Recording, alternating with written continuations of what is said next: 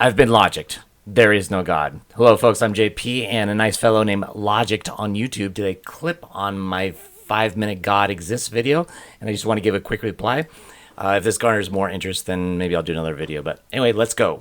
You know what they say, any publicity is good publicity, so I was pretty thrilled when YouTuber Logicked did a video on one of my videos, and I guess he wears like a mask and has like a cool red background, and he's like an atheist, and he's a little bit creepy, but you know what, that's show business, that's how it works. Anyway, he commented on several of my points, but seemed to focus on the man-animal gap, so I'm just going to address a few of those issues, and then just kind of step back, breathe, and just kind of point out what I think is obvious in all this. Is that fair?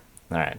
Now, before I begin, I want to say how Logicked had me really laughing when he was commenting on this awesome room I've got here. One of the best rooms we've had on the channel, possibly ever. Top 5 at least. The wood paneling, the wall calendar, the shaded lamp. It's classic, it's classy. Also, how I reminded him of Mr. Orange from Reservoir Dogs, who I haven't the slightest clue who that is.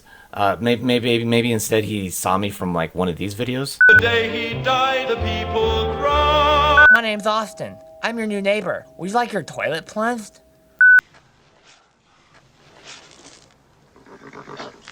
It's only like 0.1% alcohol, okay? Leave me alone.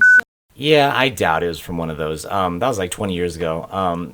Logic was nice enough to say that I'm decent in front of the camera. This guy seems reasonably good at speaking on camera. A lot of people's first videos are really awkward. And I attribute that ability to some of the old videos I used to do. Okay, I really appreciate how Logicked wasn't going to quibble about the fact that humans are peak performers compared to animals. Like in the comment section, you could see people like arguing that, like bacteria are more dominant and all this stuff. Yeah, I get that. Certain animals are better at doing certain things than we are, obviously. Eagles can see better. Dolphins can swim better. That has nothing to do with the abstract cognitive dominance I was talking about. So thank you, Logicked, for not debating that. All right, still, here we go. There are also animals that vastly outnumber us. Why did you shrink like halfway through your video? And even outweigh us in terms of biomass. And one thing I would ask too is, why are we only considering animals? If you consider plants, bacteria, fungi, archaea, protists, viruses, the balance shifts significantly. We are sticking to animals because cognitive dominance was my point.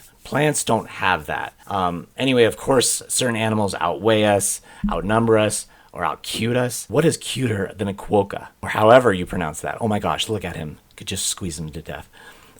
This is one of those things where I think atheists intuitively know exactly what I'm talking about when I compare the intellectual difference between a human and an animal, but they just kind of want to argue the point because that's what they do.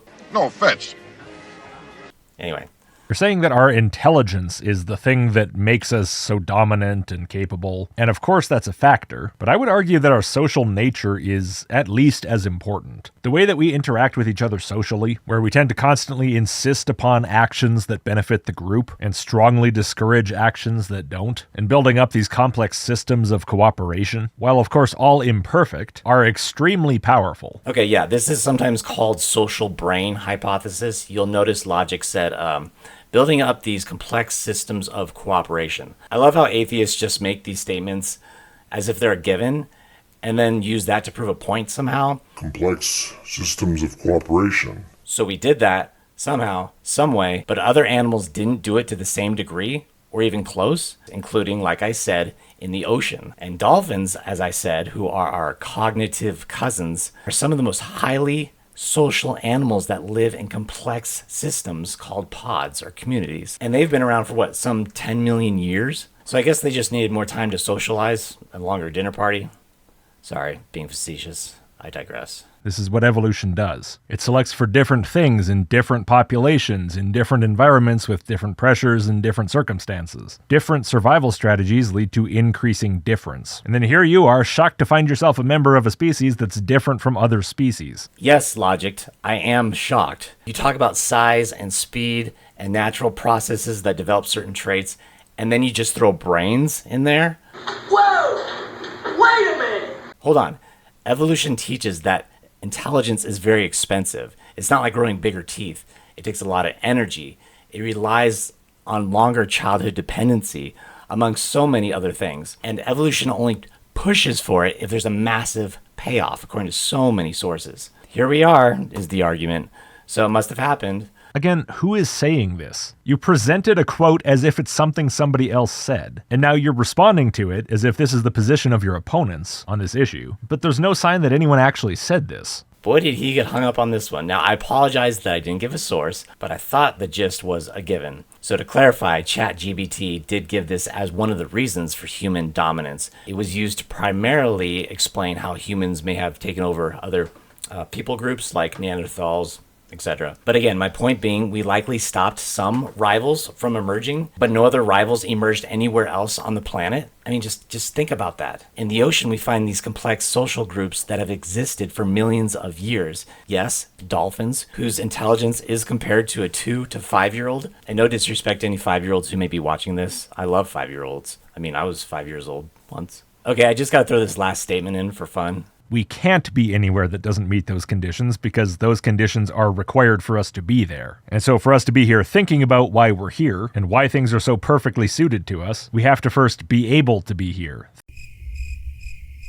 Again, the old "we're here" argument, so it must have happened. Please note that I do not consider this to be a thorough rebuttal. I'll likely need to clarify some things, and I appreciate Logick's overall spirit. Seems like a cool enough guy.